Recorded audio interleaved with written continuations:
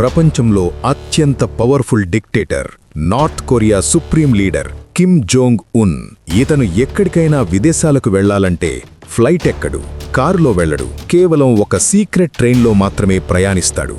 దీన్ని మామూలు ట్రైన్ అనుకుంటే పొరపాటే.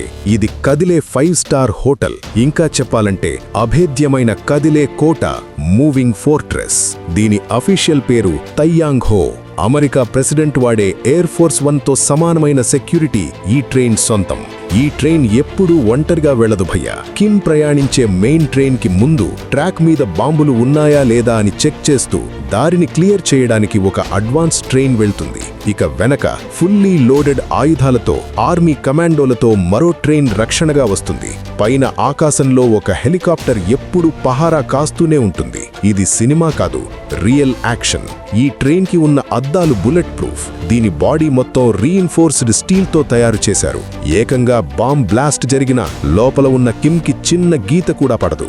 ఆకాశం నుంచి దాడి జరిగితే పేల్చేయడానికి యాంటీ ఎయిర్ క్రాఫ్ట్ మిసైల్స్, భూమి మీద నుంచి దాడి జరిగితే తిప్పికొట్టడానికి యాంటీ ట్యాంక్ మిసైల్స్ ఇందులో ఇన్స్టాల్ చేశారు.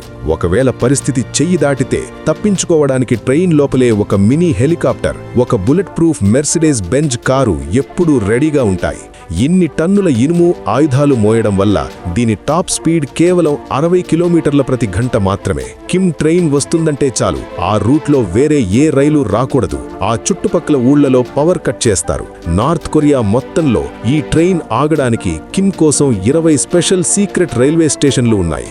లోపలికి వెళితే ఏకంగా ఒక private office, meeting rooms, luxury suits ఉంటాయి. కిమ్ కి ఎక్కడా బోర్ కొట్టకుండా పర్సనల్ సింగర్సు, డాన్సర్సు ఎప్పుడూ ట్రైన్లోనే ఉంటారు. ఫ్రాన్స్ నుంచి ఇంపోర్ట్ చేసిన ఖరీదైన వైను, బ్రతికున్న లాబ్స్టర్తో చేసే ఫ్రెంచ్, చైనీస్ వంటకాలు, ఏది కావాలంటే అది క్షణాల్లో టేబుల్ మీద ఉంటుంది. అసలు విమానం ఉంటే ఈ ట్రైన్ ఎందుకు అంటే కిమ్ తాత మరియు నాన్నలకు విమానం ఎక్కాలంటే ఎక్కడ తమని గాల్లోనే పేల్చేస్తారో అన్న భయం.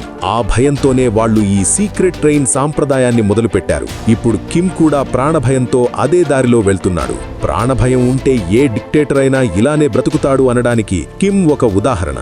మరి ఈ కదిలే కోట గురించి మీరేమనుకుంటున్నారో కింద కామెంట్ చేయండి. వీడియో నచ్చితే లైక్ చేసి సబ్స్క్రైబ్ చేసుకోండి.